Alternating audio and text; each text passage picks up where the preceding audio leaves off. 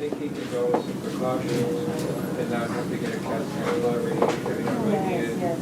I see him injured like this all the time. I've never seen an issue with a CAT scan showing anything. So I think unless you really want me to do it. Long arm and a shoe top from one guy. You don't see. Yeah, so it's a good thing you wait, because then by that time, somebody will need to do something like that, which is radiation doesn't need it.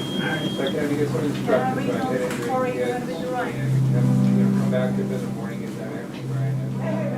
But yeah, not all